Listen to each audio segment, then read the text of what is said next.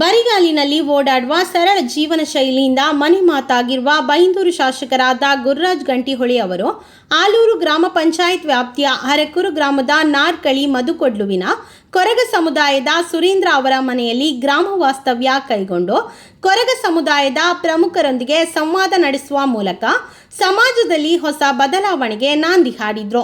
ಗ್ರಾಮ ವಾಸ್ತವ್ಯದಲ್ಲಿ ತಾಲೂಕು ಮಂಡಲ ಅಧ್ಯಕ್ಷರಾದ ಅನಿತಾ, ಖ್ಯಾತ ವಕೀಲರಾದ ಸತೀಶ್ ಕಾಳವರ, ಸುಬ್ಬಣ್ಣ ಶೆಟ್ಟಿ, ಮಹಾಶಕ್ತಿ ಕೇಂದ್ರದ ಅಧ್ಯಕ್ಷರಾದ ಚಂದ್ರಶೇಖರ್ ಶೆಟ್ಟಿ, ತಾಲೂಕು ಪಂಚಾಯತ್ನ ಮಾಜಿ ಅಧ್ಯಕ್ಷರಾದ ಇಂದಿರಾ, ಗ್ರಾಮ ಪಂಚಾಯತ್ನ ಸದಸ್ಯರು ಮತ್ತು ಕಾರ್ಯಕರ್ತರು ಭಾಗವಹಿಸಿದ್ದರು.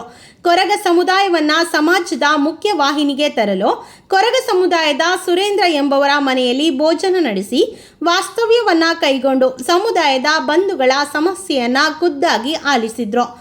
ಸಂವಾದ ಕಾರ್ಯಕ್ರಮದಲ್ಲಿ ಕೊರಗರಾದ ನಾವು ಎಸ್ಟಿ ಸಮುದಾಯದವರಾಗಿದ್ದು ಗ್ರಾಮ ಪಂಚಾಯತ್ ಹಾಗೂ ಸ್ಥಳೀಯ ಸಂಸ್ಥೆಗಳ ಎಸ್ಟಿ ಮೀಸಲಾತಿಯ ಹಕ್ಕನ್ನು ಸಂಪೂರ್ಣವಾಗಿ ಮರಾಠಿ ನಾಯ್ಕರವರು ಕಸಿಯುತ್ತಿದ್ದಾರೆ ಎಂದು ಕೊರಗ ಸಮುದಾಯದ ಮಹಿಳೆಯೋರ್ವರು ತಮ್ಮ ಅಳಲನ್ನ ಶಾಸಕರ ಮುಂದೆ ತೋಡಿಕೊಂಡರು. ಮುಂದೆ ಬರುವ ಸ್ಥಳೀಯ ಸಂಸ್ಥೆಗಳ ಚುನಾವಣೆಯಲ್ಲಿ ಎಸ್ಟಿ ಮೀಸಲಾತಿಯಲ್ಲಿ ಕೊರಗ ಸಮುದಾಯವನ್ನು ಕೂಡ ಪರಿಗಣಿಸಬೇಕು ಎಂದು ಕೊರಗ ಸಮುದಾಯದವರು ಆಗ್ರಹಿಸಿದರು. ಕೊರಗ ಸಮುದಾಯವು ಕರ್ನಾಟಕದ ತುಳುನಾಡಿನ ಮೂಲ ನಿವಾಸಿ ಬುಡಕಟ್ಟು ಜನಾಂಗವಾಗಿದ್ದು ಸಮುದಾಯದವರು ಡೋಲು, ಚಂಡೆ, ಕೊಳಲು, ತಾಳ, ದಕ್ಕೆಯಂತಹ ಸಾಧನಗಳಲ್ಲಿ ಪರಿಣಿತರು.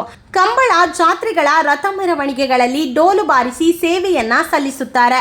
ಅಪೌಷ್ಟಿಕತೆ ಮತ್ತು ಆರೋಗ್ಯ ಸಮಸ್ಯೆಗಳಾದ ರಕ್ತಹೀನತೆ, ಸಾಂಕ್ರಾಮಿಕ ರೋಗಗಳು, ಅಂತರ ವಿವಾಹದಿಂದ ಶಿಶು ಮರಣ, ಬಂಚೆತನ, ನರಸಂಬಂಧಿ ಕಾಯಿಲೆಗಳಿಂದ ಕೊರಗ ಸಮುದಾಯದ ಜನಸಂಖ್ಯೆ ಇಳಿಕೆಯಾಗುತ್ತಿದೆ ಎಂದು ಖ್ಯಾತ ವಕೀಲರಾದ ಸತೀಶ್ ಕಾಳವರ ತಿಳಿಸಿದ್ರು. ಬೈಂದೂರು ಎಂಎಲ್ಎ ಗುರುರಾಜ್ ಶೆಟ್ಟಿ ಗಂಟಿಹೊಳಿ ಈ ಮನೆಗೆ ಗ್ರಾಮವಾಸ್ತವ ಮಾಡ್ತೀವಿ ಅಂತ ಹೇಳಿದಾಗ ನಿಮ್ಗೆ ಎಷ್ಟು ಖುಷಿ ಆಯ್ತು? ತುಂಬಾ ಖುಷಿ ಆಯ್ತು. ಎಲ್ಲ ನಮ್ಮನ್ನ ಕೀಳ್ ಜಾತಿಯಾಗಿ ನೋಡ್ತಾರೆ. ಅವ್ರು ಇವತ್ತು ನಮ್ಮ ಮನೆಗೆ ಬಂದು ನಮ್ಮ ಜೊತೆಲಿ ಇರ್ತೀನಿ ಅಂತ ಹೇಳಿದಾಗ ನಮ್ಗೆ ತುಂಬಾ ಖುಷಿ ಆಯ್ತು. ಫಸ್ಟಿಗೆ 3 ಗ್ರಾಮವನ್ನು ಆಯ್ಕೆ ಮಾಡ್ಕೊಂಡಿದ್ರು.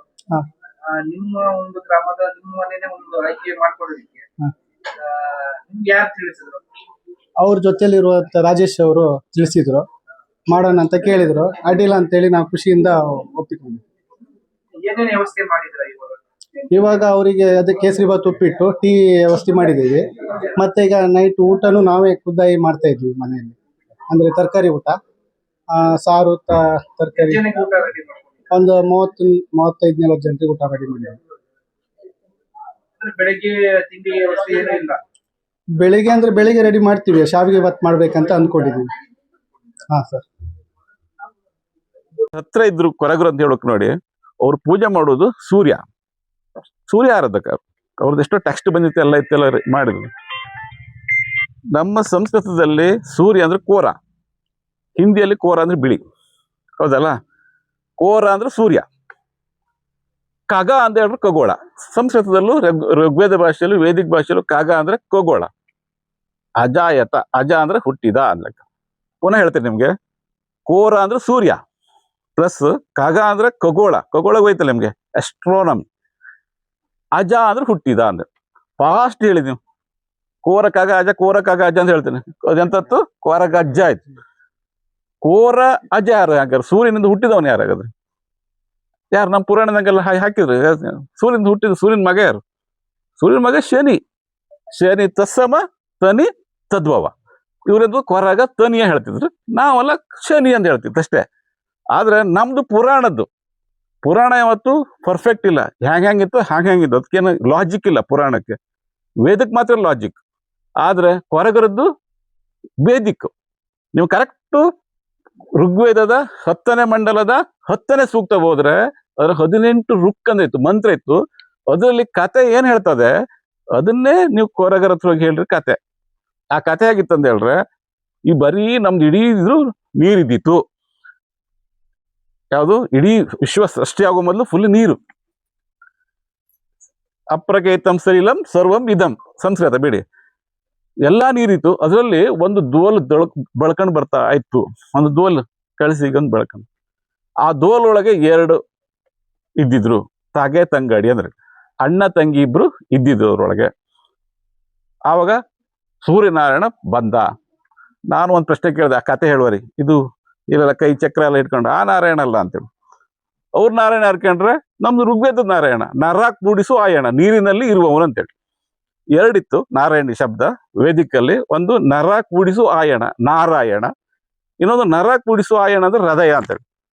ನಾರಾಯಣ ಹೃದಯ ಎಲ್ಲ ಮೋಸ್ಟ್ಲಿ ಅದಕ್ಕೆ ಹಾಕಿದ್ದು ಹೃದಯಕ್ಕೆ ನಾರಾಯಣ ಹೇಳೋದು ಅಂದ್ರೆ ನೀರಿನಲ್ಲಿ ಇರುವವನು ಅಂದ್ರೆ ರಕ್ತದಲ್ಲಿ ಇರುವವನು. ಅವನು ಬಂದು ಕೇಳ್ದ, ನೀವಿಬ್ರು ಇದ್ರೆ ಆಗುದಿಲ್ಲ, ನಿಮ್ಗೆ ಯು ಶುಡ್ ಬಿ ರೀಪ್ರೊಡಕ್ಷನ್, ಅಂದ್ರೆ ನಿಮ್ಗೆ ಮುಂದಿನ ಮಕ್ಕಳಾಗಬೇಕು ಅಂತೇಳಿ. ಅಯ್ಯೋ ನಾವಿಬ್ರು ಅಣ್ಣ ತಂಗಿ, ನಾವಿಬ್ರು ಒಟ್ಟಾಗ್ಲಿಕ್ಕೆ ಆಗುದಿಲ್ಲ ಅಂತ. ಇಲ್ಲ ನಿಮ್ಗೆ ಆಗ್ಬೇಕು, ಇಲ್ಲಿ ಜನಸಂಖ್ಯೆ ನಮ್ಗೆ ಇಲ್ಲಿ ಮುಂದಿನ ಜೀವಿಗಳು ಬರುದು ಹೇಗಂತ ಕಡೆ ಅನುಗ್ರಹ ಆಯ್ತು ಮಾಡ್ದ. ಅಣ್ಣ ತಂಗಿ ಒಪ್ದಿದ್ರು ಅನುಗ್ರಹ ಆಯ್ತು, ಮುಂದೆ ಮಕ್ಕಳಾಯ್ತು. ಆ ಪಾಪ ಪ್ರಜ್ಞೆಯಿಂದ ಅವ್ರ ಕತೆ ಹೇಳಿದ್ರು. ನಾನು ಅದ್ರ ಆ ಲಾಜಿಕ್ ಒಪ್ಪುದಿಲ್ಲ. ನಾವು ನಂತರ ಎಂಜಲ್ ಎಡಿ ಎಲ್ಲ ತಿನ್ನೋದಾಯ್ತು, ಹೀಗೆಲ್ಲ ಆಯ್ತು ಅಂತ ಏನು ಎಕ್ಸೆಟ್ರಾ ಹೇಳಿದ್ರು. ಆದ್ರೆ ಋಗ್ವೇದದಲ್ಲಿ 10ನೇ ಮಂಡಲ, ನೀವು ಬೇಕಾದ್ರೆ ಬರ್ಕೊಳ್ಳಿ, ಪುನಃ ಗೂಗಲ್ ಏನೇ ಋಗ್ವೇದದ 10ನೇ ಮಂಡಲ 10ನೇ ಸೂಕ್ತದ ಪುನಃ ಅಲ್ಲಿ ಯಮ ಯಮಿ ಅಂತೇಳಿ ಅಣ್ಣ ತಂಗಿ ಬರ್ತರು ಋಗ್ವೇದದ. ನಾನು ಹೇಳುದು ಅಲ್ಲಿಯೂ ಅದೇ ಹೇಳುದು, ಇದೇ ತರ. ಮೊದಲು ನೀರಿದೀತು, ಒಬ್ರು ಇಬ್ರು ಮಾತ್ರ ಇದ್ದಿರು. ಆ ಕತೆ ಇವ್ರೆಲ್ಲ ಯಾವಾಗ ಋಗ್ವೇದ ಹೋದ್ರು, ಯಾವ ಭಟ್ರು ಹೇಳಿ ಕೊಟ್ರು? ನಾವು ಹೇಳ್ರು ಋಗ್ವೇದ ಎಲ್ಲ ಕೊಟ್ಟಿದ್ದೆ ಭಟ್ರಿಗೆ ಅಂತ ಹೇಳಿ. ಆದ್ರೆ ಯಾರು ಹೇಳಿ ಕೊಟ್ಟು ಇವರಿಗೆ? ಇವರು ಎಲ್ಲಾ ಸಿಸ್ಟಮ್ಗಳು, ಯಾವುದು ಹೊರಗರ ಎಲ್ಲಾ ಸಿಸ್ಟಮ್, ಇವ್ರದ್ದು ಮದುವೆ ಆಗ್ಲಿ, ಡೆತ್ ಆಗ್ಲಿ, ಎಲ್ಲಾ ಸೆರೆಮನೆಗಳು, ಅಂದ್ರೆ ಯಾವುದೇ ನಿಮ್ದ ಆಚಾರ ವಿಧಾನಗಳು, ಎಲ್ಲಾ ವಿಧಾನಗಳು ಋಗ್ವೇದ ಯಜುರ್ವೇದದ ಅಲ್ಲಿ ಏನಿದೆ ಅದೇ ಇದೆ. ಇಷ್ಟುವರೆಗೆ ಅದ್ರ ಬಗ್ಗೆ ರಿಸರ್ಚ್ ಮಾಡೋರೆಲ್ಲ ಕ್ರಿಶ್ಚಿಯನ್ ಆದ ಕಾರಣ ಅದು ಮೇಲಕ್ಕೆ ಮಾಡಿದ್ರು, ಇವ್ರು ಕೆಳಗಿದ್ರು, ಅವ್ರು ತೊಳೆದ್ರು, ಇವ್ರು ಮಾಡ್ರು, ಜಾನಪದ ಅಂತ ಹೋದ್ರು. ಕೊರಗರ ಜೀವನ ಜನಪದ ಅಲ್ಲ. ಕೊರಗರ ಜೀವನ ಈಗ ಏನಿದೆ ಇಲ್ಲಿ, ನಮ್ ಹಿಂದೆ ಸಿವಿಲೈಸೇಷನ್ ನಮ್ ಹಿಂದೆಲ್ಲ ಈಜಿಪ್ಟ್ ಇದ್ದಿತ್ತು, ಏನೆಲ್ಲ ಸಿವಿಲೈಸೇಷನ್ ಇತ್ತು. ಆ ಸಿವಿಲೈಸೇಷನ್ ಮೂಲ ಯಾರು ಕೇಳಿದ್ರೆ ಇದು ಕೊರಗ ಜನಾಂಗ.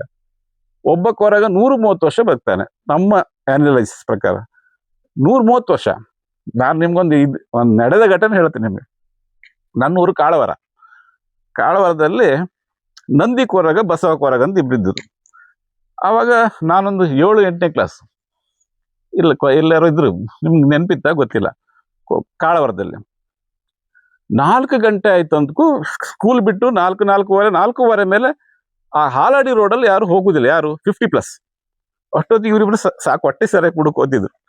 ಅಂದ್ರೆ ನಾವು ಅಮ್ಮನ ಹತ್ರ ಕೇಳೋದು, ಇವ್ರಿಗೆ ಯಾಕೆ ಅವರು ಈಗ ಬಸವ ಮತ್ತೆ ನಂದಿ ಬರೋ ಟೈಮಿಗೆ ಯಾರು ಇರುದಿಲ್ಲ, ಎಲ್ಲ ಓಡಿ ಹೋಗ್ದಕ್ಕೆ ಸಿಕ್ಕಾಪಟ್ಟೆ. ನಾವಂದ್ರೆ ಕುಡ್ಕೊಂಡು ಎಲ್ಲರೂ ಹೊಡಿತಾ ಅಂತೇಳಿ ನಮ್ಮ ಹಾಲತ್ತಿ ಕಡೆ. ನಂತರ ಗೊತ್ತಾಯ್ತು, ಒಳ್ಳೆ ಜನ, ಒಳ್ಳೆ ಯಾವುದು ಬೇಸಾಯ ಮಾಡುವವರು, ಒಳ್ಳೆ ಹುಡ್ತಿದ್ರು, ಒಳ್ಳೆ ಕೆಲಸಗಾರರು. ಅವ್ರು ಈ ವರ್ಷ ಎಷ್ಟು ಕೇಳಿದ್ರೆ ಯಾರ್ದು ಆನ್ಗಳ ಸಂಜೆ ಶೆಟ್ಟರು ಯಾರೋ ಹೇಳುದವ್ರು, ಅಂದ್ರೆ ಅವ್ರು ಸತ್ತ 130 ವರ್ಷ ಆಯ್ತು. ಅಂದ್ರೆ ಆ ಏಜ್ ಹೇಳ್ತಾರೆ, ವರ್ಷ ಎಷ್ಟೊಂದು ಗೊತ್ತಿಲ್ಲ. ಭೀಷ್ಮರು ಇಬ್ರು ನೋಡ್ರಿ ಹಾಗೆ ಇದ್ರು. ನಂತರ ಗೊತ್ತಾಯ್ತು ಕುಡಿದ್ರ ಮೇಲೆ ಅವ್ರಿಗೆ ಸತ್ಯ. ಅವ್ರು ಒಡೆಯರ ನಿಮ್ದು ಲಾಸ್ಟ್ ಚಾ ಅಂತ ಹೇಳಿಬಿಟ್ರೆ ಅದೇ ದಿನ ಗಾನ್ ಎಲ್ಲ. ಹಾಗಾಗಿ ಯಾರಿಗೆ ಸಾವುದು ಬೇಕೆ? ಸಾವುದು ಯಾರಿಗೆ ಗೊತ್ತಿರ್ಕೋ? ಅದಕ್ಕೆ ಈ ರಗಳೆ ಬೇಡ ಅಂತ ಬಸವ ನಂದಿ ಬಂದ್ರೆ ಗುಡ್ಡಿ ಹತ್ತಿ ಓಡ್ತಿದ್ದೀರಲ್ಲ, ಅಂದ್ರೆ ಯಾರಿಗೆ ಬೇಕು? ನೀವು ಕುಡಿದ್ರ ಮೇಲೆ ಸತ್ಯ ಬಂದ್ಬಿಡತ್ತಲ್ಲ. ಲಾಸ್ಟ್ ಅಮಾವಾಸ್ಯೆ, ಲಾಸ್ಟ್ ಅಂದ್ರೆ ಈ ಅಮಾವಾಸ್ಯೆ ಹೊತ್ತು ನೇಮ್ಕಂಡ. ಹೌದೌದು.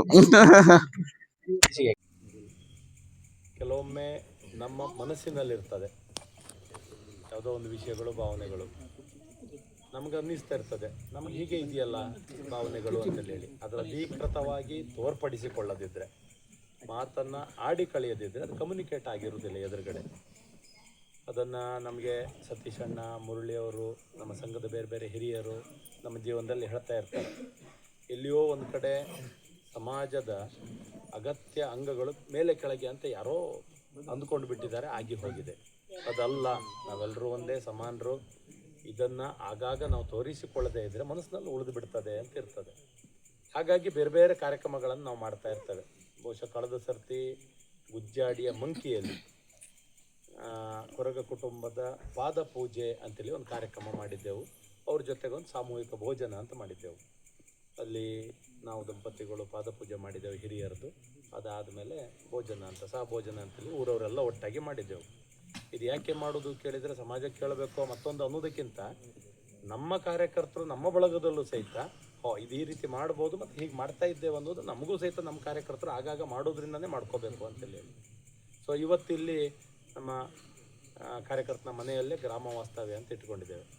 ಜೊತೆಗೆ ಸತೀಶ್ ಅಣ್ಣ ಮತ್ತು ನಮ್ಮ ಎಲ್ಲ ಹಿರಿಯ ಊರಿನ ಮುಖಂಡರೆಲ್ಲರೂ ಸಹಿತ ಇದ್ದೇವೆ. ಒಂದು ಸಣ್ಣ ಸಂವಾದ ಅಂತ ಇಟ್ಕೋತೇವೆ. ಸಂವಾದದಲ್ಲಿ ಅವರಿಗೇನೋ ಮನಸ್ಸಿನಲ್ಲಿ ಇರ್ಬೋದು, ನಮಗೇನೋ ಇರ್ಬೋದು, ಮತ್ತೊಂದು ಇರ್ಬೋದು, ಆಡಿ ಕಳೆದು ಬಿಡಬೇಕು ಅನ್ನೋಂಥ ಪ್ರಶ್ನೆಯಿಂದ ಎಲ್ಲಿಯಾದರೂ ಒಂದು ಕಡೆ ಗ್ರಾಮ ಸಂವಾದ ಉಳಿದ್ರು ಕೂಡಲೇ ಏನು ಬೆಳಗಾಪುರವಾಗಿ ಅಡಿ ಮೇಲೆ ಆಗಿಬಿಡುತ್ತೆ ಅಂತ ಪ್ರಶ್ನೆ ಎಲ್ಲರೂ ಇದ್ರೆ ಏನೂ ಇಲ್ಲ. ನಮ್ಮ ಮನೆಯಾರ್ದೋ ಅಣ್ಣ ತಮ್ಮಂದೋ ಚಿಕ್ಕಪ್ಪ ದೊಡ್ಡಮ್ಮನ ಮನೆಗೆ ಉಳ್ಕೊ ಬಂದ್ರು ಕೂಡ ಏನಾರು ಅಡಿ ಮೇಲೆ ಆಗ್ತಾ ಎಂತ ಆಯ್ತು ಇಲ್ಲ, ಒಂದು ದಿವಸ ಉಳ್ಕೊಂಡಿರ ಅಂತೇಳಿ ಮಾತ್ರ ಆಗುವಂಥದ್ದು. ಕಷ್ಟ ಸುಖವನ್ನು ಹಂಚ್ಕೋಬೋದು ಅಂತ ಹೇಳಿ ನಾನು ಯಾವಾಗ ಬನ್ನಿ ಅಣ್ಣ ಈಚೆ ಬಂದುಬಿಡಿಸಿದೆ ಪರಿಚಯ ಈಚೆ ಕೊಟ್ಟು ಬನ್ನಿ, ಇಲ್ಲಿ ಬನ್ನಿ, ನಮ್ಮ ಸಂಖ್ಯೆ ಕಾಯಂ ಹೋರಾಟದಾಗೆ ಪರಿಚಯ ಬಂದು ಬನ್ನಿ, ಪೂರ ಜನ ತೋರ್ಕಲ್ಲ, ಇಲ್ಲೇ ಬನ್ನಿ ಕೂತ್ಕೊಳ್ಳಿ, ಹಾಗೆ ಅಕ್ಕ ಬನ್ನಿ ಬನ್ನಿ. ನಮಗೆ ಸತೀಶ್ ಕಾಳವರ್ಕರ್ ತುಂಬ ಜನ ಪರಿಚಯ ಇದೆ, ವಕೀಲರು. ಅದ್ರ ಜೊತೆಗೆ ಕಳವಾರ ಅದ್ ನಮ್ಮ ಅಜ್ಜ, ಹೌದಾ, ಗುಡ್. ನನ್ನಮ್ಮ ಬೆಂಗಿಕಾನ್ ನಂದಿಕೇಶ್ವರ ಮೂಲದವ್ರು ನಾವು. ಇವತ್ತು ದಿವಸ ನೀವ್ ಹೇಳಿದಾಗೆ ಆ ರೈಲ್ವೆ ಟ್ರ್ಯಾಕ್ ಬದಿಗೆ ಇವತ್ತು ಸಹ ಕಲ್ಲುಗಳ ಸಾಲು ಉಂಟು. ನಾವು ಅಜಿಲ್ ಹೊತ್ತಿಗೆ ಇವತ್ತಿಗೂ ಸಹ 7 ಎಲೆ ಇಡುದು ನಾವು. ಇದೆಲ್ಲ ನಾವು ಕಂಡಂತದ್ದು. ಮತ್ತೆ ಬಹಳ ವಿಶೇಷವಾಗಿ ನಾವು ಪ್ರಕೃತಿ ಆರಾಧಕರು. ನಾವೆಲ್ಲೂ ಸಹ ಆರತಿ ಎತ್ತದವರಲ್ಲ. ಇವತ್ತು ನಾವು ಯಾವುದು ಬದಲಾದ ಕಾಲಘಟ್ಟದಲ್ಲಿ ಬೇರೆಯವ್ರು ಯಾರನ್ನು ಕಂಡು ನಾವು ಆರತಿ ಎತ್ತಿದ್ದೇವೆ ಬಿಟ್ರೆ, ಮದುವೆ ಅಂತ ಬಂದಾಗ 3 ಮುದ್ದಿ ಮಣ್ಣಿಟ್ಟು ಅದಕ್ಕೆ ನಾವು ಎಂತ ಕೊಡಿ ಅಂತ ಹೇಳ್ತಾರೆ, ಅದಕ್ಕೆ ಆಲಿ ಕೊಡಿ, ಮತ್ತೊಂದು ಇದು ಗೊತ್ತಲ್ಲ, ಹೊಳೆ ಹೊಳಿ ಗೊತ್ತಲ್ಲ, ಮುರ್ಕಿನ ಕೊಡಿ ಇಟ್ಟು 3 ಮುದ್ದೆ ಇಟ್ಟು ಪೂಜೆ ಮಾಡಿ ನಾವು ಇವತ್ತಿಗೂ ಸಹ ಮದುವೆಗೆ ಕಂದಲದಲ್ಲಿ ನೀರಿಟ್ಟು ನೀರಿನ ಪೂಜೆ ಮಾಡ್ತಿತ್ತು ನಾವು, ನೀರನ್ನ. ಮತ್ತೆ ಯಾವಾಗೂ ಸಹ ನಾವು ಏನೇ ಮಾಡಿದ್ರು ಸಹ ಸೂರ್ಯಲ್ಲಿ ಹುಟ್ಟುತ್ತೆ. ನಾವು ಆ ಬದಿ ಮುಖ ಹಾಕಿಯೇ ನಾವು ಎಲ್ಲ ಕಾರ್ಯಕ್ರಮನ ನಾವು ಮಾಡ್ತಿರೋದು. ಇದೆಲ್ಲನ್ನು ನಾವು ಇವತ್ತು ನೋಡಿದ್ದೇವೆ. ನಿಮ್ಮಿಂದ ಸಹ ಕೆಲವು ವಿಚಾರಗಳನ್ನು ಕೇಳಿದ್ದೇವೆ.